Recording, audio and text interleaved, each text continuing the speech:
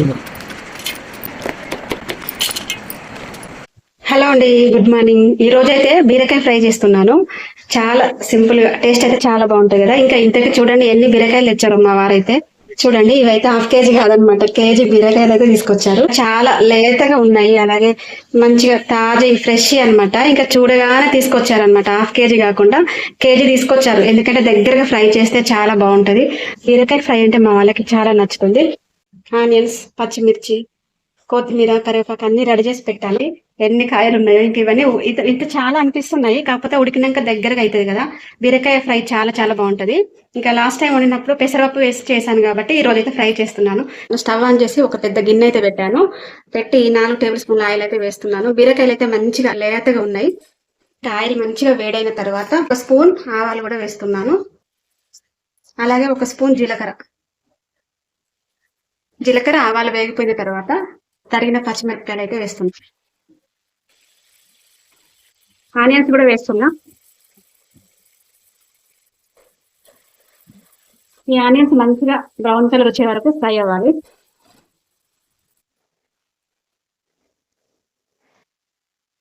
Onions, పచ్చిమిర్చి మంచిగా వేగాయి. ఇప్పుడైతే కొంచెం కరివేపాకు వేస్తున్నాను. తర్వాత కొంచెం కొత్తిమీర, పుదీనా, అల్లం ఎల్లిగడ్డ పేస్ట్ స్పూన్,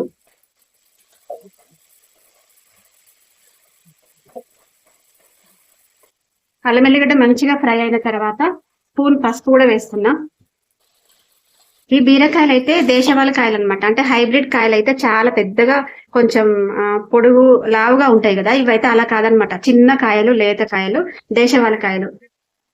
ఇవైతే మంచిగా శుభ్రంగా కట్ చేసి ఇందులో అయితే వేస్తున్నాను.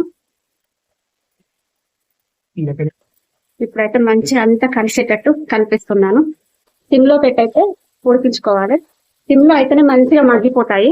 ఇంకా హైలో పెట్టినా, మీడియంలో పెట్టినా కూడా గిన్నెంతా అడగంటుతుంది, బాగోదు. కాబట్టి సిమ్లో పెట్టి మంచిగా ఉడికేయాలి. టేస్ట్ చాలా బాగుంటుంది. బీరకాయలు అయితే సగం అయితే ఉడికాయి. ఇప్పుడైతే సాల్ట్ వేస్తున్నాను. సాల్ట్ వేయడం వల్ల ఇంకా తొందరగా కుక్ అవుతాయి.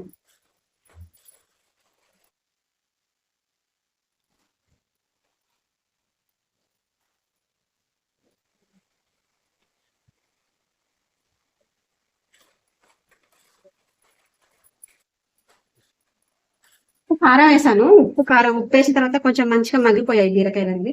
తర్వాత కారం వేసాను. ఇంకా కారం కూడా కొంచెం ఆయిల్లో ఫ్రై అవ్వాలి కాబట్టి మూత పెట్టి సిమ్ లో పెట్టి ఉడికిస్తున్నాను. చివరిగా కొత్తిమీర అయితే వేస్తుంది, కొత్తిమీర, పుదీనా.